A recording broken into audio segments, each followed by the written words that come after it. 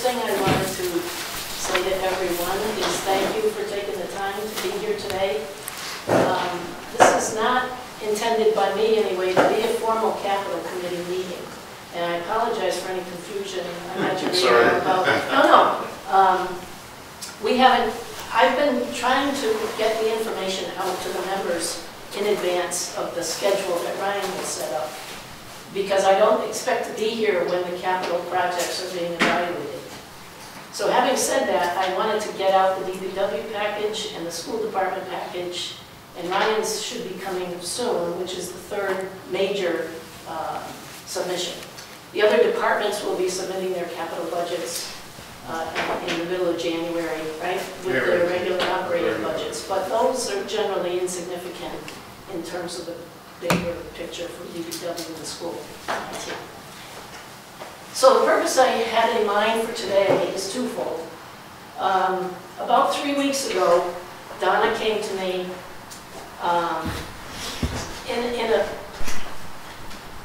I'm going to call it a plea, and that's not intended to be disrespectful at all. But her department has really been struggling over the course of this past year in particular, and probably several years before, trying desperately to meet the demands that the community places on the recreation department for facilities. And she has the statistics and the presentation that was presented for your edification today is going to amplify on all that information.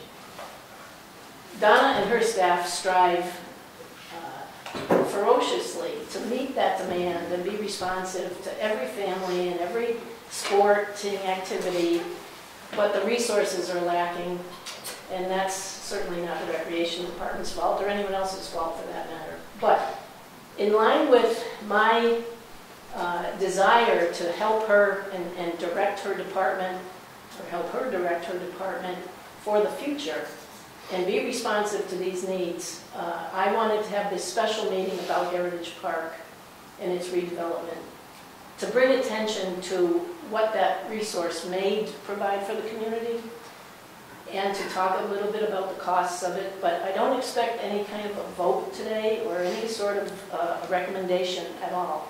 This is strictly for education, information, conversation. As all of you probably know better than I, our review of capital projects is often condensed in the calendar, as it was last year specifically. And some of these very important projects, I feel, don't get the attention that they warrant. And so that's another reason for convening this meeting today. So all I really intend to achieve by virtue of this is to clear my conscience a little bit, knowing that I'm leaving. I wanted this out there so that I had an opportunity to address it with you, because that's how important it is, I think, to the future of East Long Meadow. It's a beautiful resource. I'm tired of Tom Kay complaining to me that nothing's happened. Just joking, I couldn't resist to do that. But he makes a good point.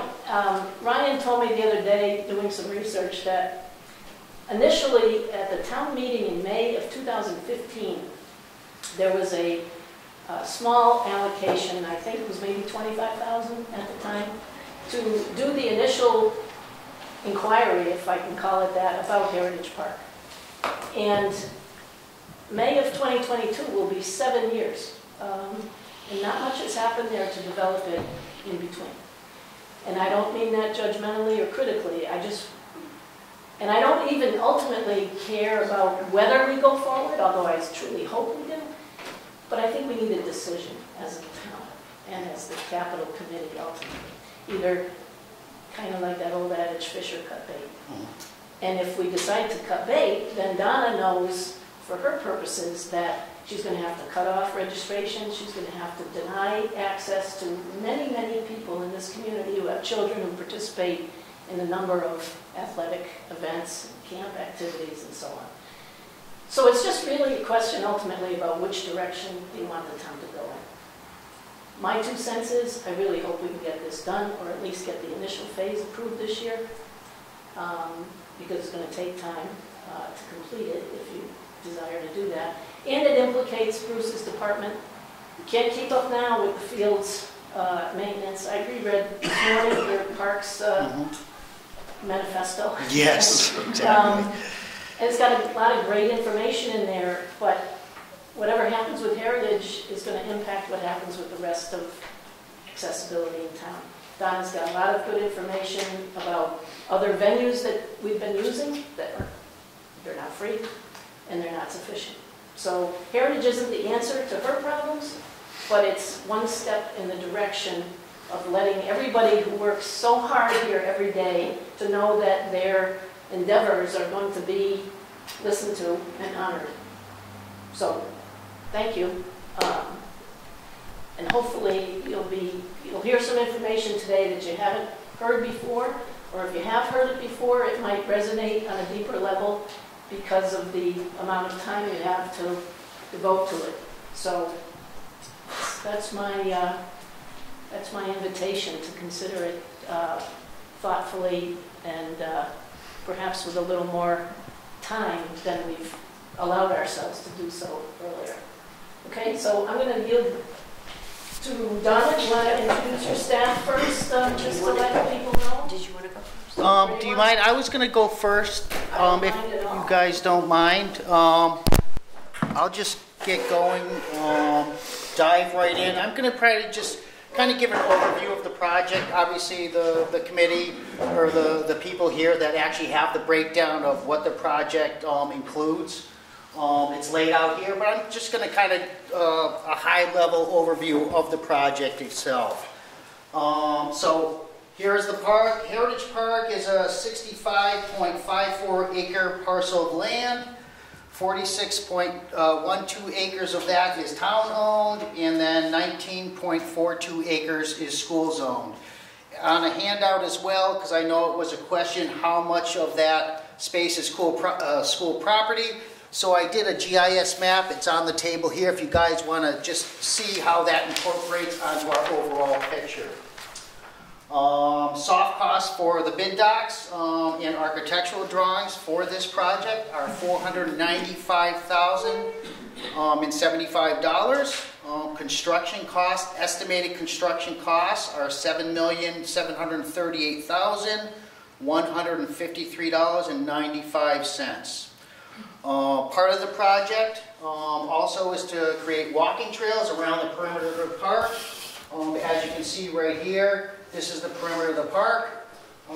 This equates to roughly, and this is roughly because you have other accesses off of Day Ave, one here, and one at this location as well, is roughly 1.2 miles. So depending on how you walk it, where you walk it, it obviously would increase.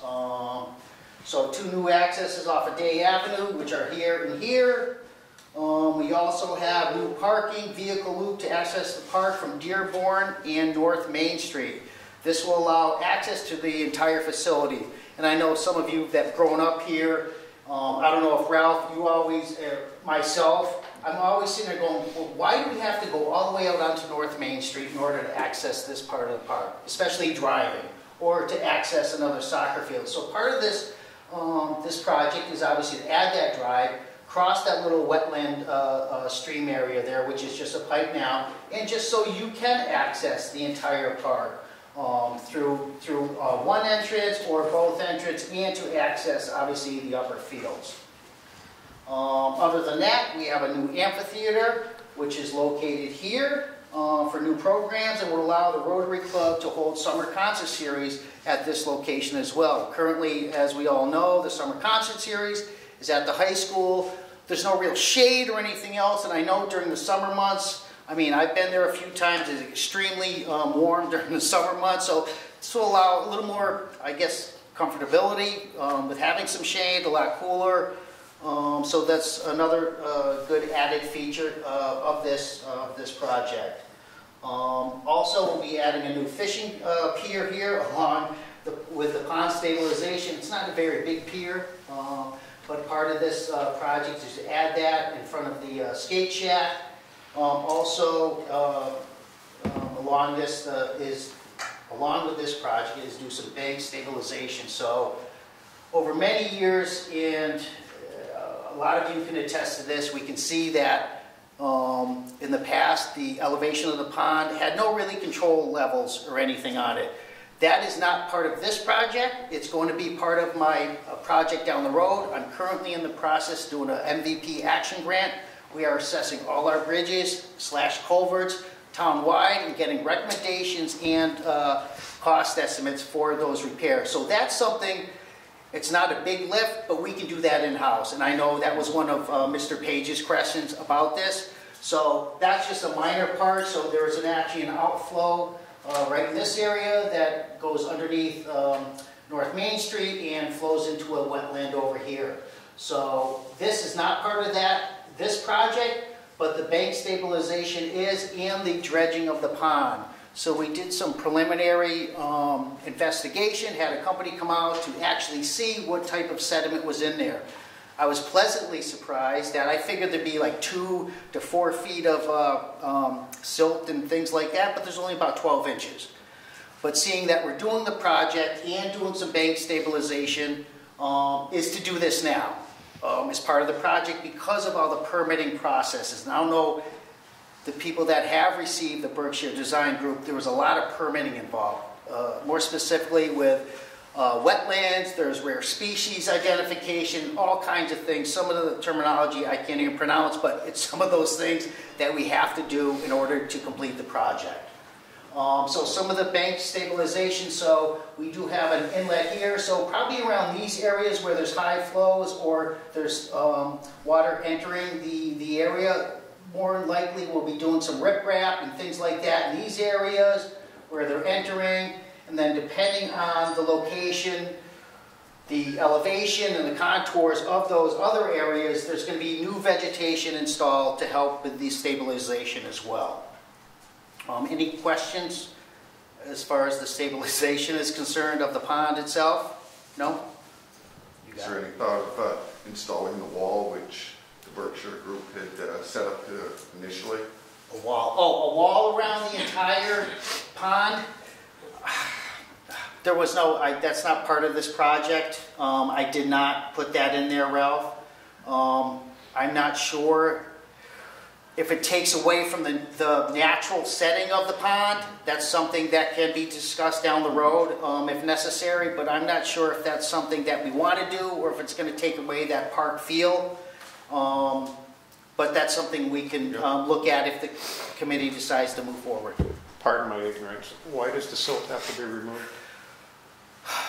Well, obviously it helps with the overall water quality of the pond itself. As it is now, in order for us to keep the water in better shape than it currently is, that's why we have that aerator in the pond.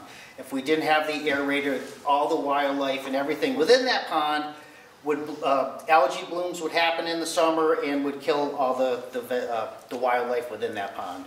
So part of that is to dredge it to obviously give more depth to the pond in order for better water quality. So that's really the main reason. Okay. Moving right along, we have a new splash pad right here in this location that's near the existing pavilion. And the picnic shelter where all the picnic tables are and things like that. We also have a new community center for recreational activities, which is located here, obviously with a new parking lot as well. And I was thinking, after looking over the designs and everything else, they have an asphalt parking lot, but trying to comply with our new MS4, maybe a permeable parking lot would much better suit that area. Other than that, this is a 90 space parking lot to access the upper fields. We are considered, like you said, permeable pavement in that area. We also had a new entrance identifying Heritage Park here.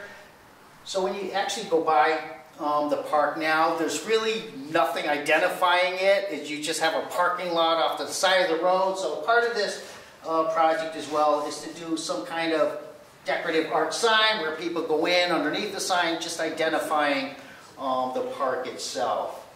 We actually are expanding this parking lot here. The existing one roughly runs straight down here. So we're adding an additional 120 spaces to that area. We are also Gonna have 3 new basketball courts along with some bathroom facilities which will be located right here. And I know bathrooms is a constant nightmare for Ms. Prather to schedule her events and Santa cans and things like that accessing the park. We also have a new pedestrian sidewalk with lighting, and that's actually, like I said, that's going to be that walking trail that's going around, I believe right there. Is that the one? Where's the parking? The new walkway. Loop that way.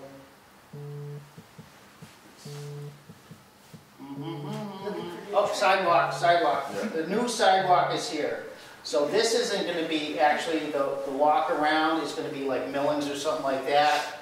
So the sidewalk area would be only running from here to access the parking lot for obviously ADA compliance.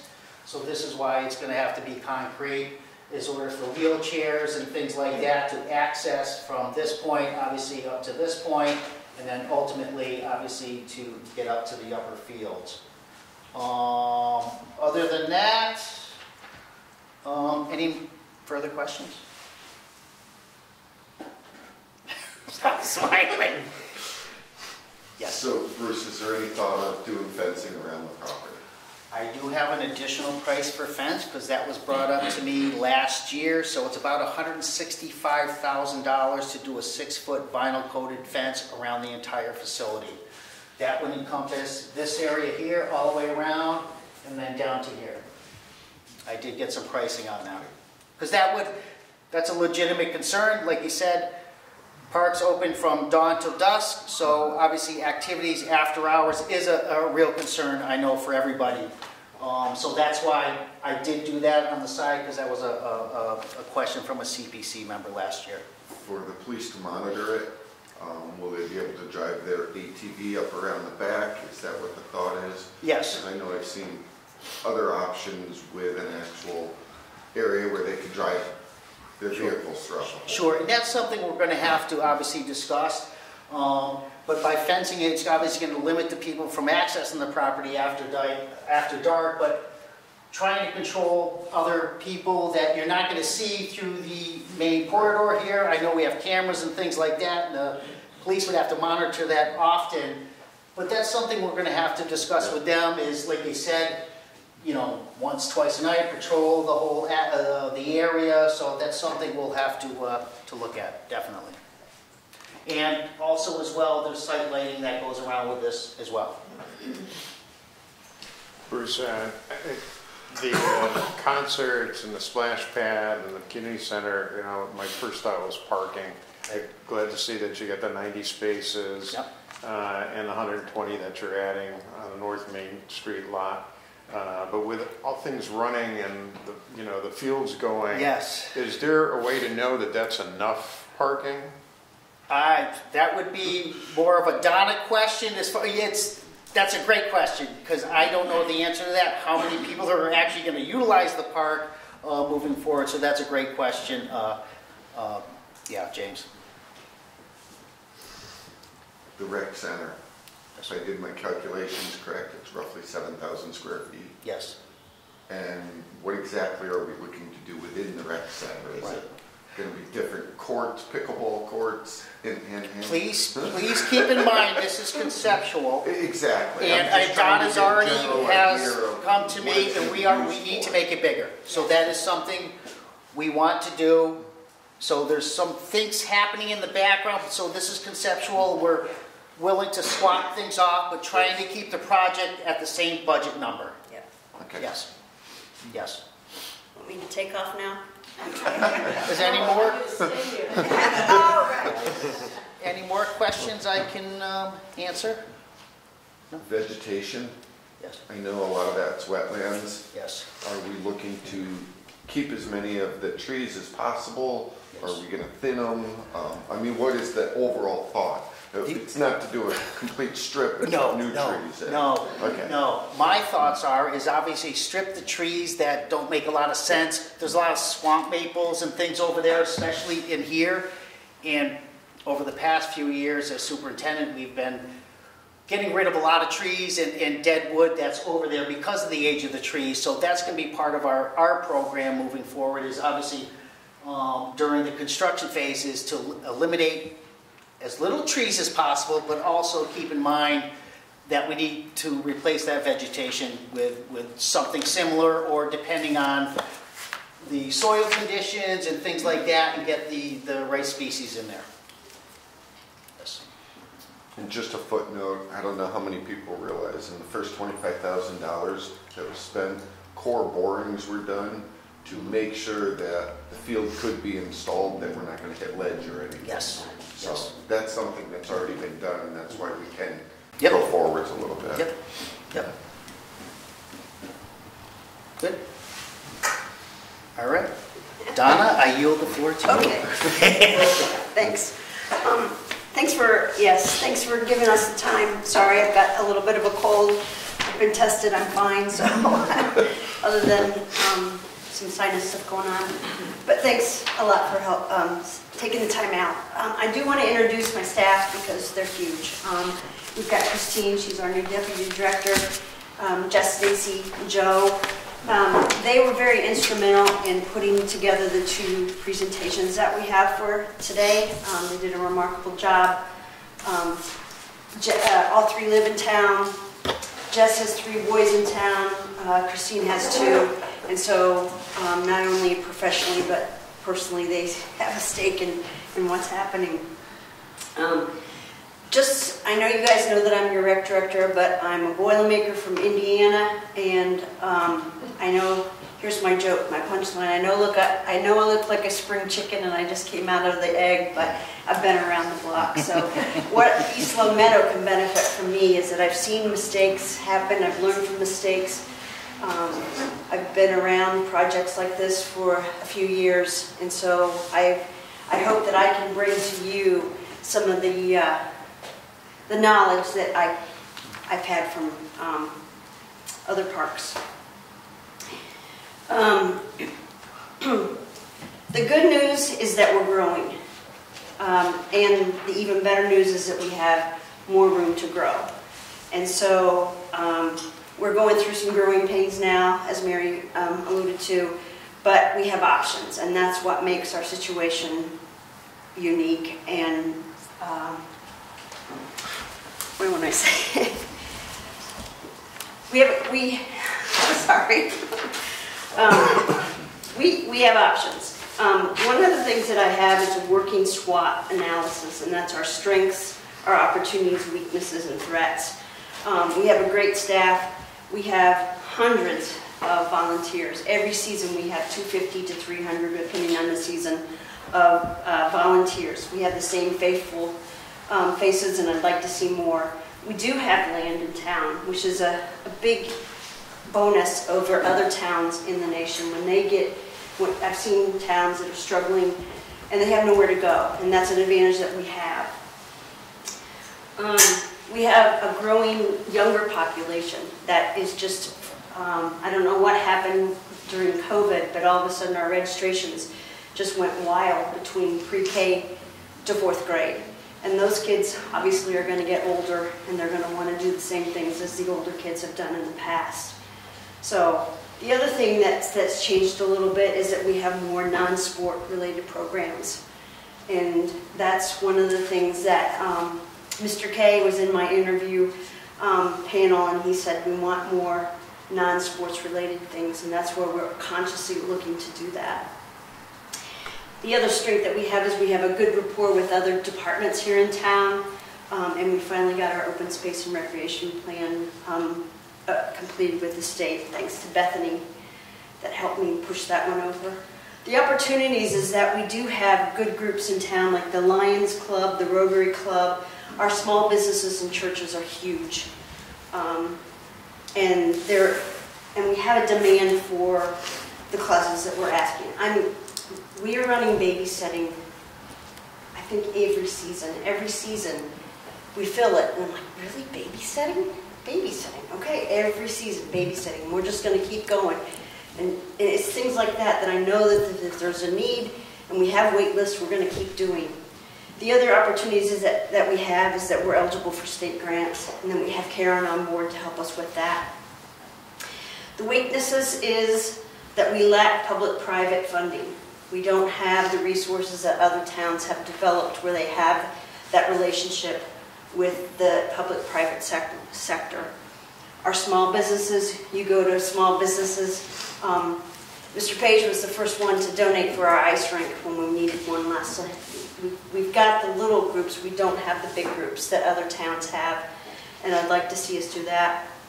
Volunteers, I kind of alluded to, is that we see the same faces. We need those young registrations. We need those young faces to come in for our volunteers. Our programming is limited to our resources.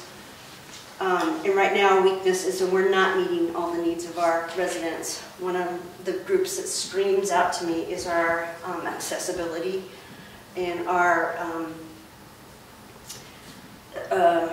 sorry, help me here.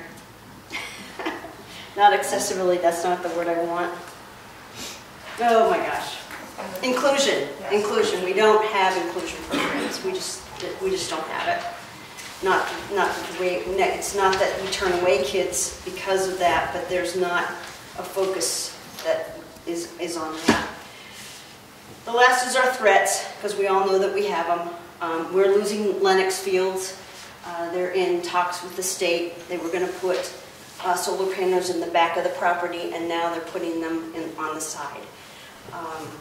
I know that years ago, Joe played at 330 Chestnut across the street. That went away. So we're growing and our resources are declining. We're losing a great town manager, and I know that the town council is trying to find out where they are going. So that's something that unfortunately is a threat to our town. Now I just want, if you guys have the PowerPoint, and I know, correct me if I'm wrong, you all saw this ahead of time, right? That's just the other one. I got it on the computer, Got it? it's easier. Does anyone else need a copy? Doing good?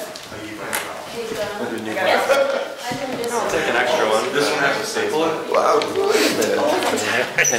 So you're taking the one with the staple? Here's Rich. Hey, Rich. Please. Now we can start. I want to back up, and I do want to Well, Miss introduce Sandra, everyone in Rich. town. Thanks, Beth. You want to, Thank you. Do you want to? No, I'm happy to do it. no, what I was going to say, I was anything at all then. I just want to, Steve, yeah. Mr. Moneybag. Yes, he's our finance guy right there.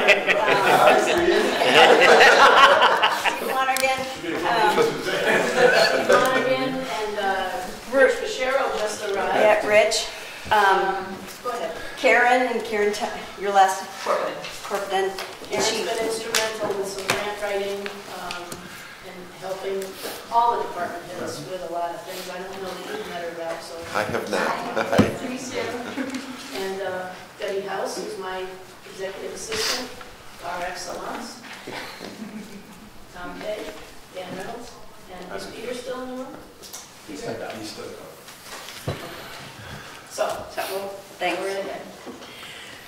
So our presentation is establishing that we have a need, and if I haven't already convinced you, this will help you over the next steps. We do have challenges, as I said. We just this season we've had over 7,100 participants register for our programs, and I think at the last count we had close to 50 that we had to turn away for Biddy Ball. Yeah. And that's primarily because we just don't have the room to put them. We only have the gyms in the schools for so long, and that's where we are at the point where we're having to turn participants away. In the spring, we had 16 T-ball teams, so you figure that's what, 10, 11, 12 on a team, and then we ran into the spot, well, that's great, where do they practice? You know, the easy part is we can buy the balls, we can buy the t-shirts, but then it's just like, where do we put them? And so we have T-ball fighting with soccer, fighting with lacrosse and field hockey, and everybody wants a field. So it's a good problem because we have solutions, and that's why we're here today.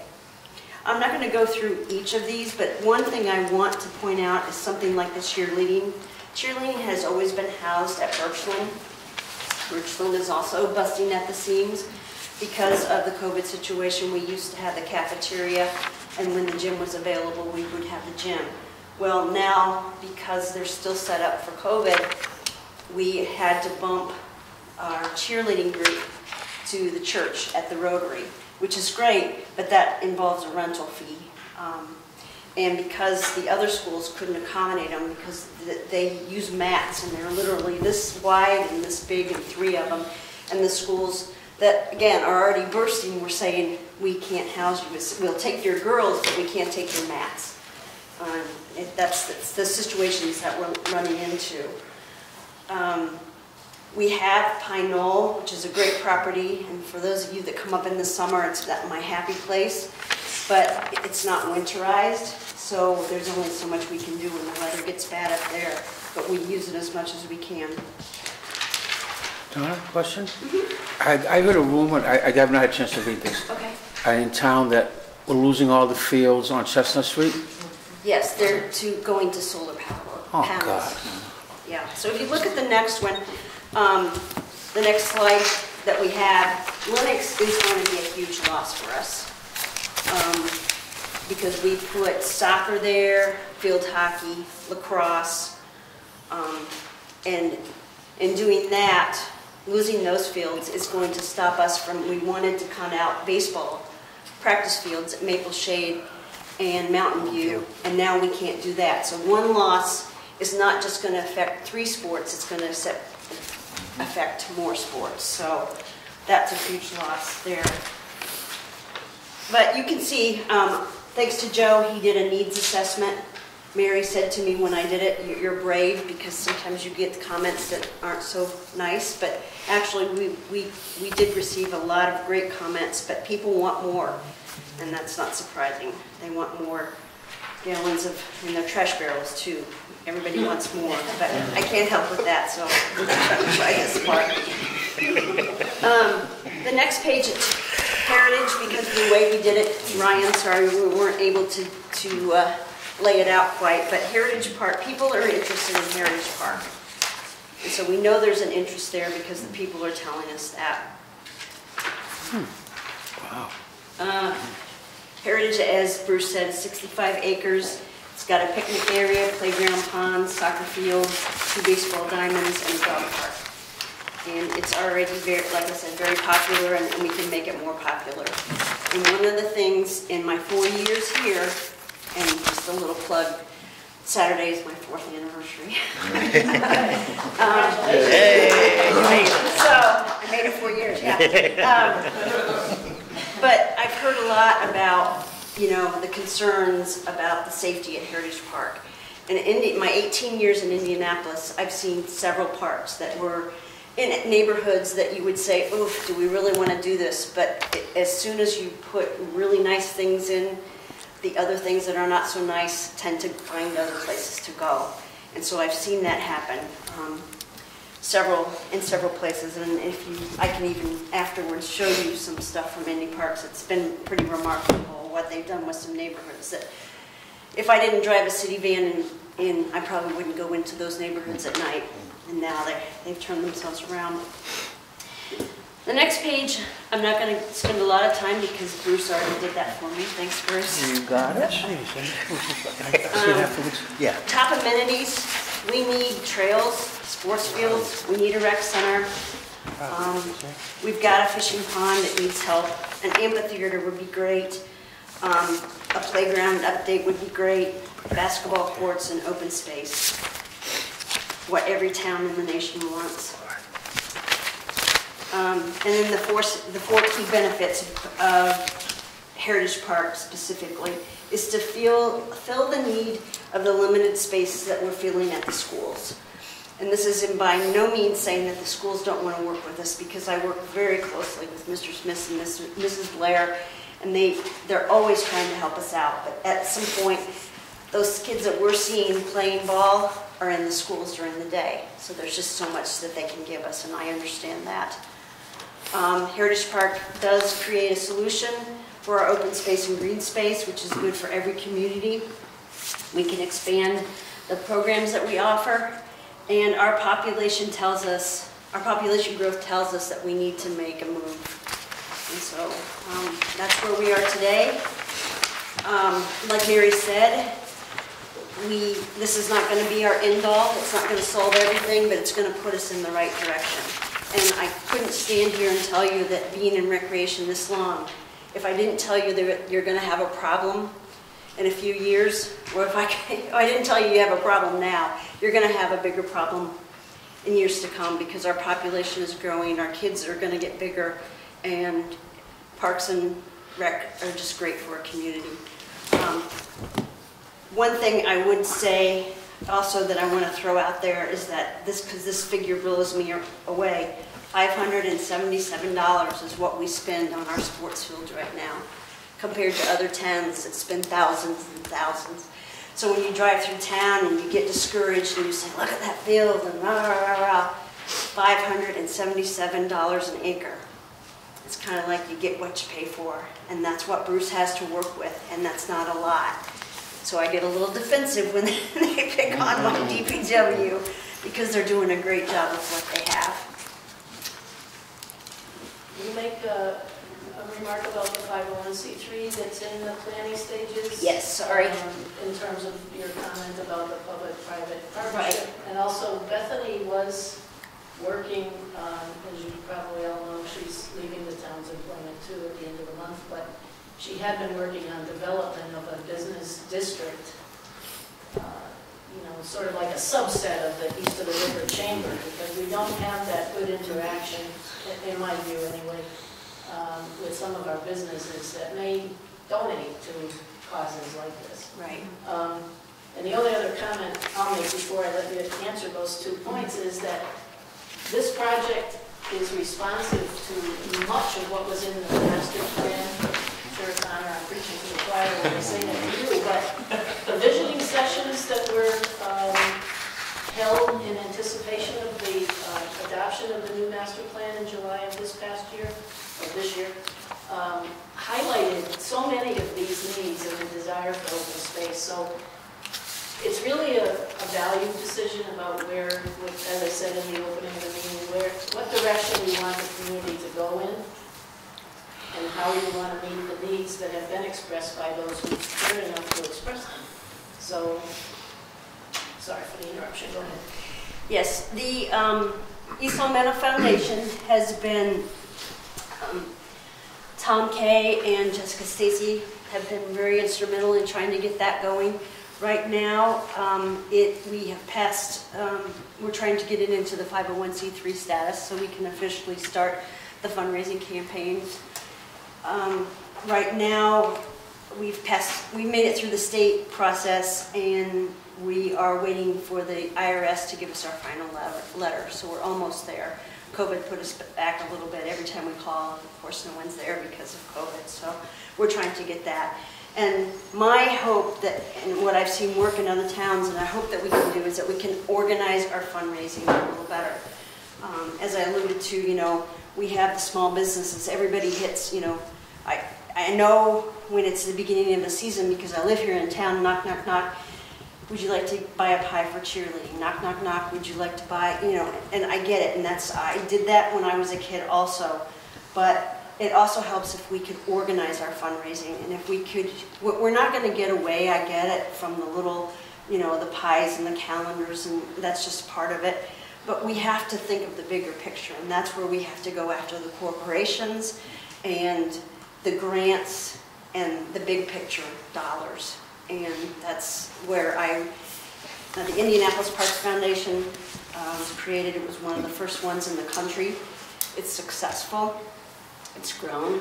And Indianapolis wouldn't be where they are without the Parks Foundation. And there's other towns across the nation that can do the same. So anybody has any information, or want any information further on that, I can give you also afterwards. guess I'm in my touchy-feely phase, but, you know, can you comment on the Biddy Ball? You made a remark about how you've been forced to cut off your registrations at a certain level. And remember last season when that youngster, 6 years old, I think, cancer survivor, we had a nice ceremony at the fire department where she was a Biddy Ball participant. You can give the details, Donna, but Yes, she put on her own fundraising thing with bracelets. Tell the group, please, because Right. that's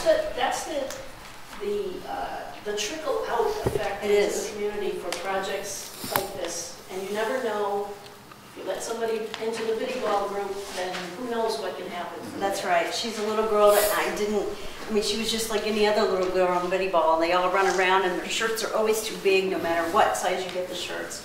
And we found out that our Biddy Ball volunteer had said that she had cancer and she was going through a lot of stuff. And her idea was she was going to make bracelets and hopefully raise, I think it was $6,000. Yeah. And she wanted to give it to the Boston Children's Hospital, who was instrumental in helping her. And I think when we did the ceremony, she was well over 12,000. Yes. But we made her an honorary basketball coach for life, and her brother is actually a Biddy Ball participant this season. So, yeah, I mean, I can fill your hearts with a lot of those stories, and but it's. I mean, this town, and you all can speak more than I can. You've raised pro players here. I mean, and I know it's not all about pro, but the fact is that good stuff comes out of East Long Meadow Recreation, and I just want to keep that going. Any questions? Actually, how many fields are we losing at Lennox? 2 of them? 3. 3 of them. Donna, worst case scenario, you said it's $577 an acre, which is not enough, if I'm correct from the DPW director. We're losing 3 fields at Lennox, and this falls through. Tell us what happens. What's the situation if all this falls through? We have to cut registrations. We take how, less kids. How deeply could you approximate that? I know you said 7,100 was an example you gave. Yeah, what was the last page? It has a staff on it. Yeah, if you go back to this page with the Lennox. We had 745 participants last season in 3 sports that fulfilled the need for what Lennox served for us. So, looking at 3 sports programs, Right. future participants. So we're looking under 1,000 kids. Would be denied. Do you have a plan, so even if we had the green light right now, this obviously isn't going to be done for the next sports cycle, do we have a plan in place to kind of I bridge the don't, gap? but Bruce does.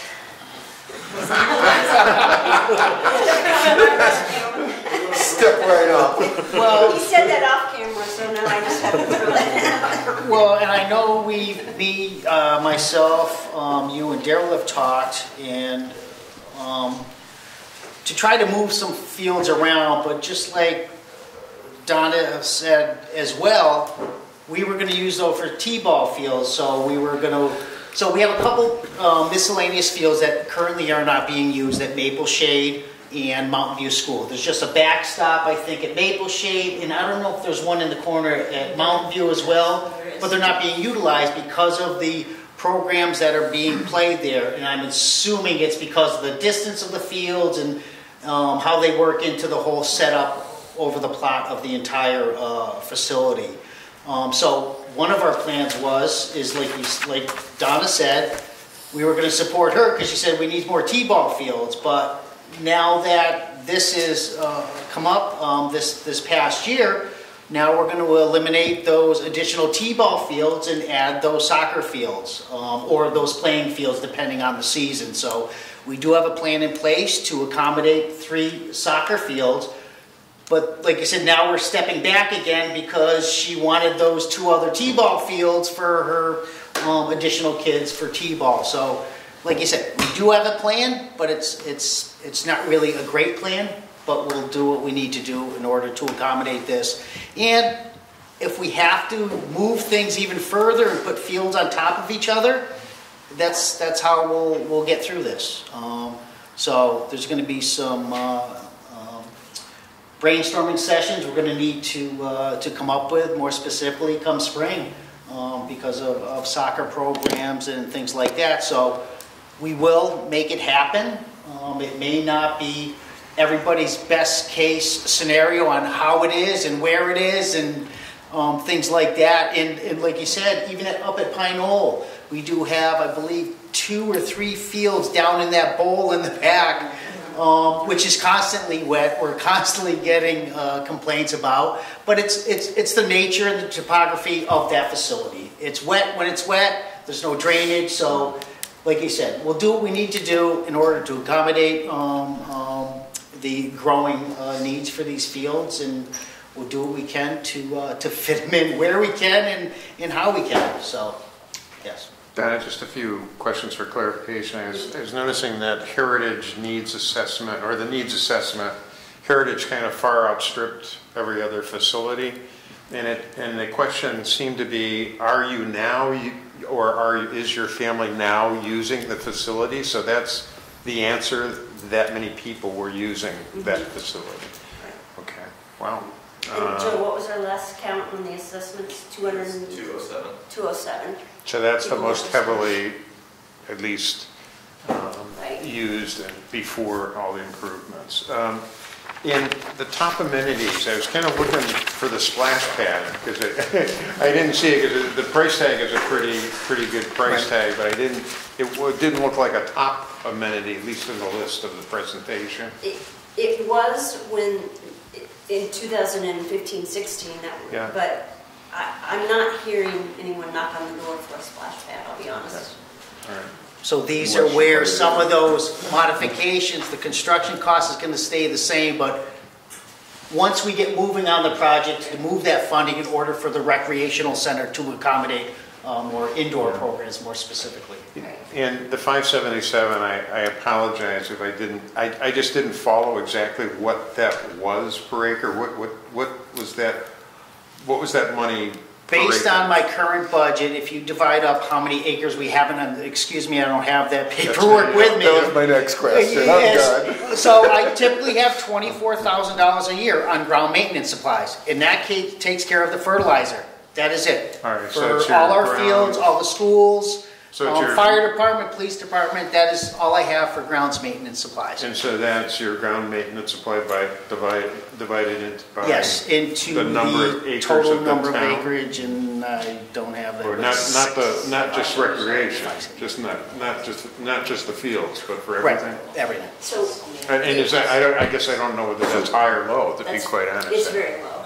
And keep in mind too, that 500, what is it, Don? 500? 577, and that was just actually athletic fields. Okay, so you divide that by 2, and I don't know, I don't know how she did her math, but that's what the DPW spends on ground in a field maintenance is actually the fertilizer. So all the painting of fields and everything else, that is split between the school and recreation department. So those supplies are bought by them. And the other- They order them and they get delivered to the yard. Any and all other items such as our equipment, mowers and things like that, that just gets taken out of our highway budget, our repair budget. Those things are not in the 577? No, we're just talking about ground maintenance supplies on how we maintain our fields. Are there industry standards that say whether 577 is higher or low? I actually sent out, there's an email chain of the group of the Pioneer Valley rec directors, and for some reason our district doesn't calculate that way. Now, more out east that they do. What was the town out east that? Oh, it was, I think that one was Brookline. Brookline.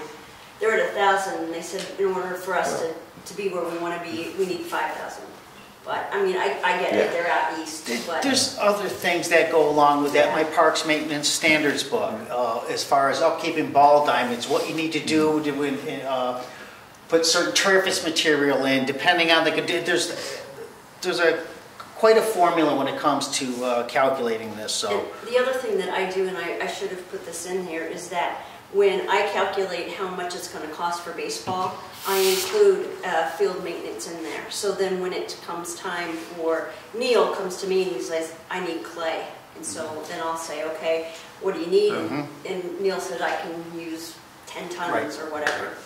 And that's, so any of the product, the dry, quick dry, the chalk, all of those, speedy dry, all of that is coming from registration fees. And then Memorial had this lip, and it was just, it was throwing the ball and kids were getting hit in the face. And so Neil, he had to take it and strip it, and the cheapest way to fix that was to buy a sod to put down this fall. And that comes out of your... And that comes out of registration fees, yeah. So the town budget for recreation is a little over 200,000. And you compare that with, what, 70, almost 70 million now? 64 this year. 64, okay. So you can see that the bulk of what we're spending is coming from the registration fees. Final question, sorry the kid population. I guess when I was looking at schools, I thought the population was not going up in the schools. Is this maybe a result of the little kids? Is that, I guess what I'm wondering is your increase in registrations kind of a byproduct of the coronavirus and the pandemic, or is the actual population of the smaller kids going up? It's going up, so there's a stat there, and I'm more than happy to share it digitally, but the kindergarten enrollments have gone up each year since 2015.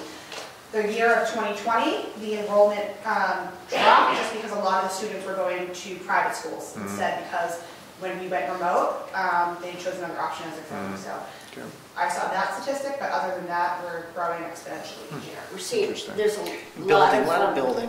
There's a lot of building going on as well. That are going on, and so we hear on a regular basis we're new to town. Yeah. Thank you. One point I just want everybody to know is it's not just the sports programming, it's a recreational aspect of the community, okay? When we talk about an amphitheater at Heritage, it's about the drama, okay? It's about a concert. I mean, it's great with the sports fields, but I don't want to get just so focused. And the reason why the programming is increased is because Donna's done a great job of having more than just, as I always say, people call it, youth sports. Yeah, there's a lot of, we can go to camp, we can go to the father, daughter, mother. Someone special. Yeah, and we're going to do it at the church, yeah. I think it's also important to note that we haven't addressed fields as far as capital goes in over 10 years. The last field we did was the high school turf field in 2011. I thought we did one of the elementary school fields. That was before that. It was before that. Yep. Yeah, I think maybe that's when really fields were hot again. We had a whole 5-year capital plan when it came to fields. But yeah, Meadowbrook was just before that as well. What sorts of things would that community or rec center actually be doing? And I only ask because every time we do a school project, especially now that the high school's a new hot topic again, there's always the talking point that schools are more than just educating students. They're a community hub and places to do these sorts of things. So I just wonder would it accomplish something different, or are we trying to do the same thing in 2 different spaces now? We need both, because what's happening now is that softball, for instance, we would like to be able to give them indoor space in the spring, but they're paying First Baptist $1,000.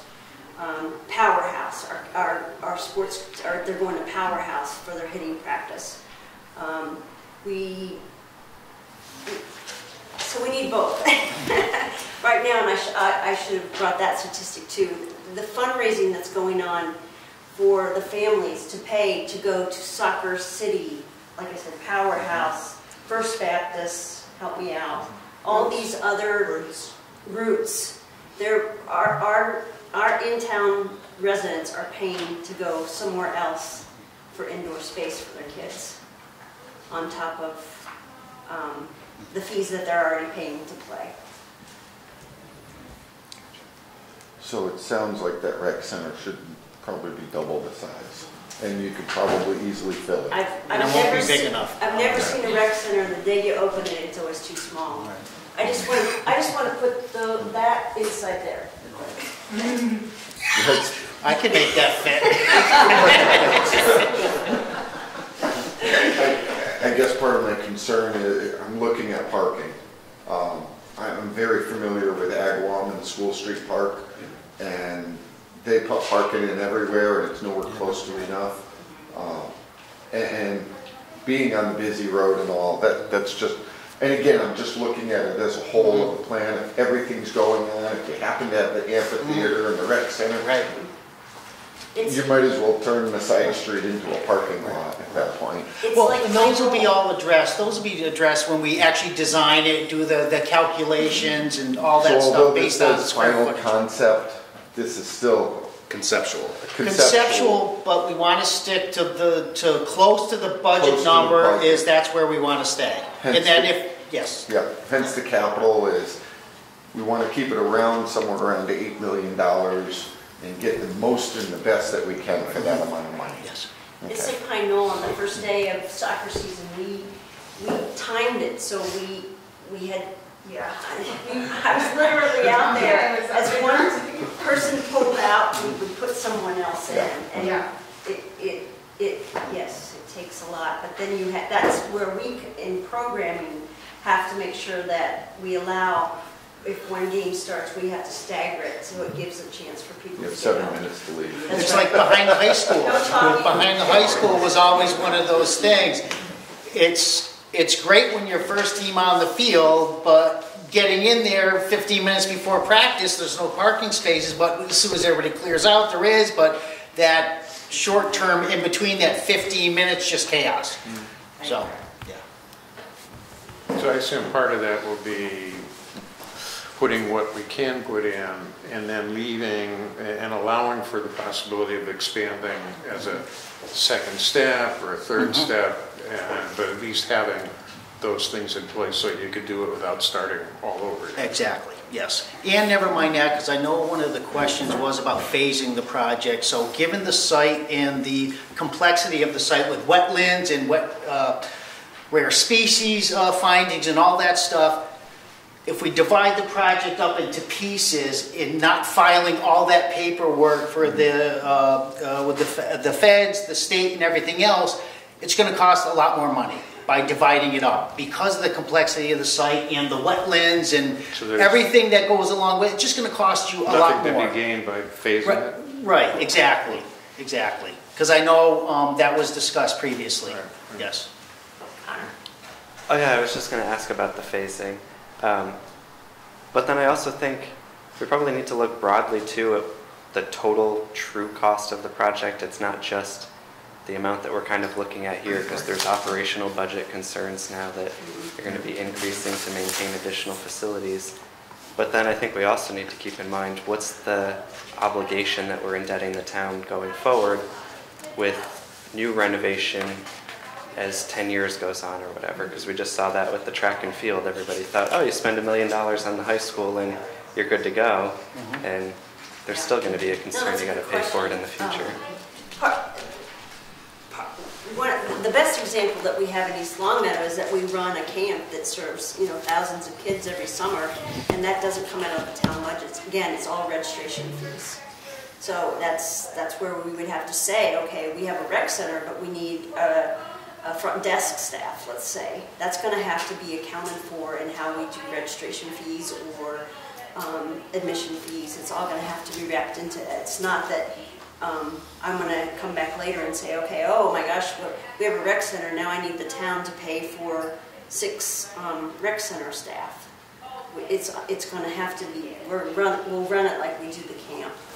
So those are the things, and like you said, we did bounce those ideas back. There's going to need to be a custodian there in order to clean the bathrooms on a daily basis, the rec center, things like that. There's probably going to be, given the size of the site, 2 DPW skilled workers there, obviously maintaining the site on a daily basis. So there is going to be some operational costs that will need to be incurred, but those things can be vetted through, like you said, Do we end up charging a fee, like a dump pad, something along those lines?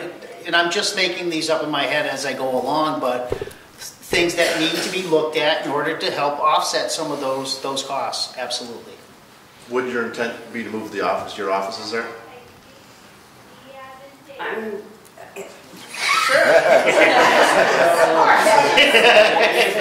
well, along with this being in there, there's going to be a track that you can walk, and then my office will oversee them. As long as you're able I have to overlook ideas. the pond and have an area for your lunch. Yeah, I mean, Air conditioning into the summer. we can definitely take a tour of my office, and you can see that storage is also an issue, so that. So that would help alleviate some pressure in this building on the Correct, senior yeah. center side. Yes. Yeah. We lost a soccer field hockey closet to the pantry, which is a good thing. I mean, I'm not saying, but I'm just saying that, yes, that's a big issue with storage. And again, that's one of those things that the minute you open the door, you're short. I know schools have the same issue. One other point of heritage and the location of heritage in the senior center here, you know, I didn't grow up here, but I moved here, right, and raised my family here. And one of the things I would always see going to the office in Pass Mutual was the pink walking lanes, right? And I would see them walking around here, right? And I always vision like, well, they're going into heritage, but if we have this beautiful walking trail that's part of it, it's all-encompassing that you can add the rail trail to here, you take the sidewalk, you go right by here, and you go to heritage. It all connects. And that's, I kind of had that in our kind of off-tape meeting, part of this. So that tip money that we're going to be receiving from the Mass DOT for the first portion of North Main Street from Harkness down to Dearborn, those are going to include sidewalks, infrastructure improvements, all new signals and everything else. So like you said as well, Tom, is connecting the entire town into one big loop by the rail trail, accessing the North Main corridor, down to the Big Y, to the Heritage Park, and then obviously our plans are to obviously do the whole corridor of North Main Street with decorative lighting and things like that, planters, and like you said, if everything goes our way, is to continue on and get these pieces of the puzzle so they all connect the entire community. Because like you said, this end of town really never sees much of anything. It's very busy and very congested, a lot of businesses, which is great, but there's no connectivity as far as foot traffic and things like that. So I think overall, as far as the big picture, I think it's going to be a great asset. Karen and Bethany are already working towards those grants to help make that happen. Oh, we're going to keep you busy. That land that will extend the mill trail would probably be donated back to the town. So, That'd be great. anybody else have any comment about anything that was discussed today or questions? I had one last question. I apologize. Didn't look like the architectural study includes any kind of traffic study. No.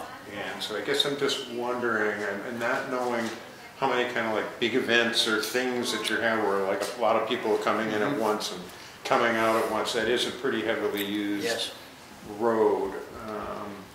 And it just seems like, you know, some kind of analysis of that would probably be a good thing. Right, absolutely. And think about it this way, in my presentation as well, by not having that access alone across from the 99 there, able to access the property through different avenues, Dearborn, in that area, will help alleviate some of that congestion, say if everybody's backed up at the light there. So absolutely, that's a legitimate concern, and it will be looked at, absolutely.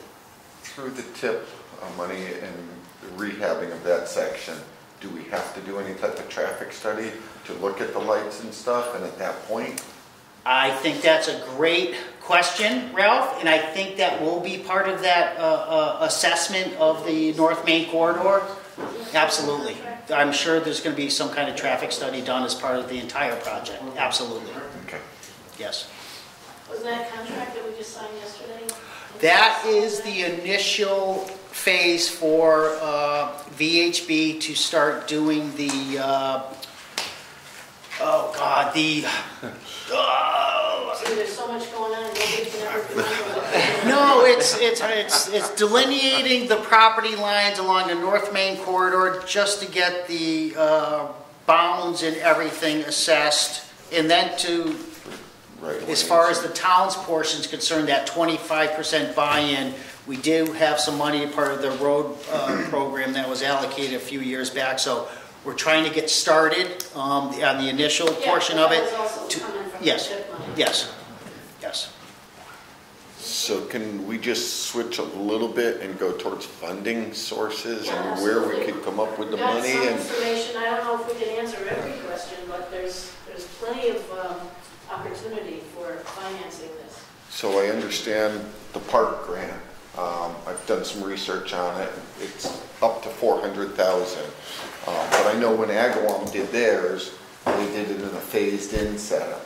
So they did the design for the whole park, but then they broke it down and said, this phase is going to be this year, and they were able to secure grants. 400,000 this year, 400,000 next year, 400,000 for the third year doing it. And that's where my question came in about the phasing. Wasn't the design aspect and getting all the notice of intents and all done, it was more, how do we utilize the grant money and get as much as we possibly I can? was looking at that this morning, and you told me 64% is our reimbursement rate. Yeah, I think right now, so it would be up to 400,000. So it's a reimbursement program, so the municipality would still have to approve. And then, Say that we can pay up to the total amount, and then once the money is spent, we can ask for reimbursement through that program. And right now, or at least for this year, East Long Meadow's reimbursement rate was 64%. So say we had a chunk of it that was 625,000, we could ask for 400,000 to be reimbursed. and where did we fall? It looked a little confusing under the park grant that all cities could apply. Right. If you're over 35,000 people, Yeah. this and that. I think this we've fallen project under the would- city, don't we? I think We this are project city. would fit Yeah. for this because, we are under 35,000, but if accessible via public transportation and has at least 100 parking spots would Okay. definitely get us there. So. And then, did you have an opportunity to get the CPC balances We for ran a the CPC bonding balance numbers? sheet right now, and right now it designated around $1 million, but we get that each year. We generally get about 300,000 from taxes each year in it. Last year, we got 119,000 for the state match. It's high, don't expect that this year, but it's. From the recording fees, the percentage of recording fees? Yeah, no, I understand that, but that's the entire amount that we That's the get. entire amount, yes. Certain amounts has to go towards 10%. historical. There's a There's, percentage. yeah, there's 4 different categories that have got to be broken And then up. there's bonding. And it was just announced that for this year, for CP, community preservation, the state match is 39.4%. Wow, that's out. That's good. That's good. So there's that. There's And that, there's bonding, which is relatively low, towards the phasing aspect of it. We can have an entire project, I think, but plan by year kind of Right. thing, so we're not bonding, like we talked about earlier with sidewalk. We bond a certain amount, and then each year, the risk you're gonna run is, if rates go up, you pay higher in interest. But they may not either, it just will go crank it through anytime soon. So that's a viable option too, and then we would get, the CPC would pay it back. That's part of the bond.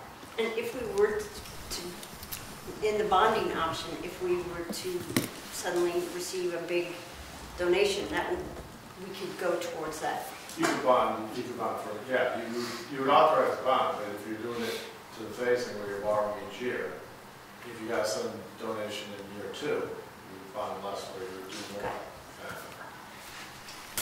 Have we done any calculations of how much bonding the CPC can do? Because I know it's only on a percentage. It's not on what the state matches, correct? It's not, it's based on, it's based on what they have available, yeah, I have to take a look, I have not. Okay.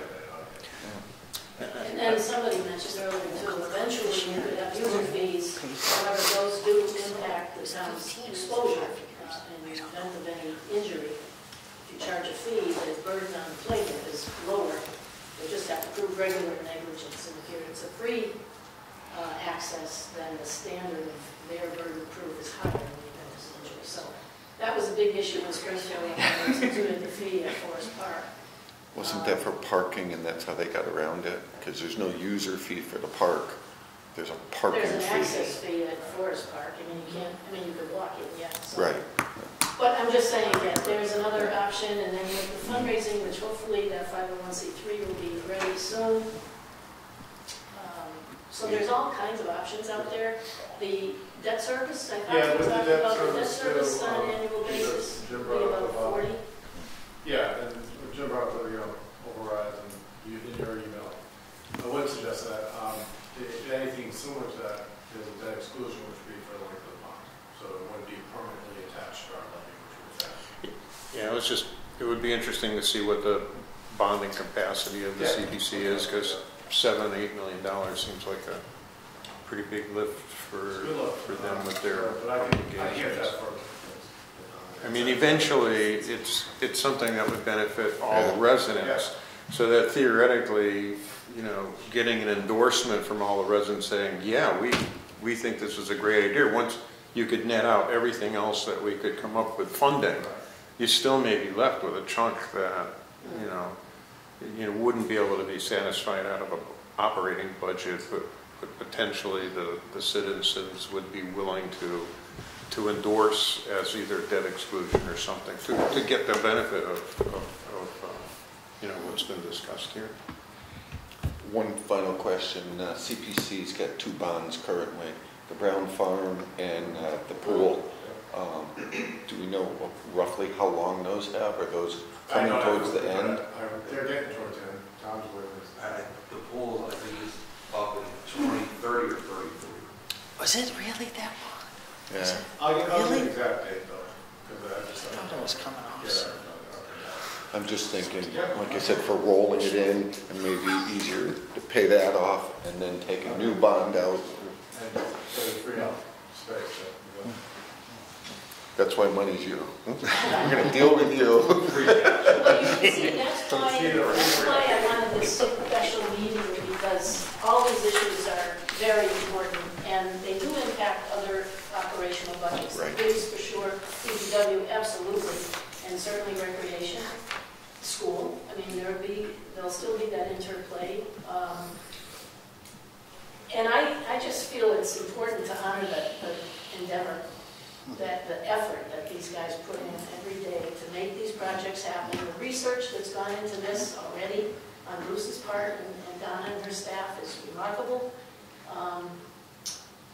So it's, like I said earlier, I think it's just a value judgment. Do we want it or not? Because if we don't, that's okay, but then they can go in a different direction. They'll know, they'll cut their programs or do whatever has to be done to make it as good as it can be. But they want it to be the best as it can be, as do I, and I'm sure at some level, all of us want the same thing. So, and I didn't want this to be discussed in a regular capital meeting because it just wouldn't get the time. We just don't have the time to dive this deeply into the weeds on any particular project. But this one being so big and so voluminous and so old, I just thought it was worth it. So thank you all very, very much for listening and evaluating and paying attention and being present. Thank you, Tom. Mary, with the school owning part of this Yeah. and the town property owning the other, now, I think of it all as town property, whether the school owns it or what. Is there any legal ramifications that have to be done? Does the school have to give the town the property in order for the town to develop it? Have we even looked at that aspect of it? I'm aware that that's a potential issue, but I haven't done any follow-up to it. I'm certain that the school district will cooperate because of the wetland issue, if nothing else. That land's not very valuable to them, right? Right. But it will require some further steps before I can finally answer that. Okay. But yeah, we're aware of it and trying to think of everything, really. I really owe it to Bruce and Donna. I mean, they've been spectacular with the digging in to figure out what else could be an issue, who else is implicated, whose budgets, how much, what time, finance, you know, I mean, all of us are kind of got our fingers turning around things, so. Hope it gives you some guidance. And Yes, hope- thank you. I just, When it I does think, come up on the schedule for capital, you won't have to have all this conversation again. Maybe we'll have more answers than questions at that point. yeah, and I just want to continue to talk to our residents, let them know our situation, that there's options, and just, I just want to be the educator in the situation, Right. to, you know, just to tell our town. I don't want to be the one that's just on the end of the phone saying, we don't have any more room for your child. I want to, and I don't want to use that as a scare tactic. I just want to say, this is where we are.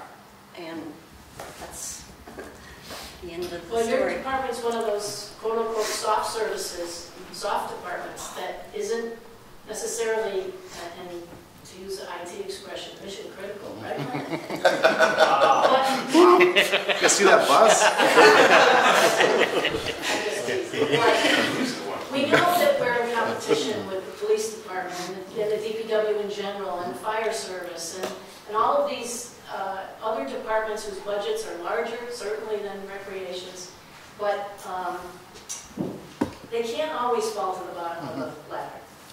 And, I mean, I put the library in the same category, the council on aging, and these are more the general budgetary comments that I'm making, but the effort that the department heads put in on those departments, Donna, Aaron Kobler, certainly Don's department with LCAT, I mean, they're not forgotten stepchildren of our town budget, but in a sense, they really are, because focus is on the police, and that's where it kind of needs to be, fire and so forth. So, again, these are just my parting thoughts about how I hope we can craft and structure the budget going forward. So, yeah, thank you for all your time and attention today, much appreciated. Thanks for setting it up. Yeah. Thank you.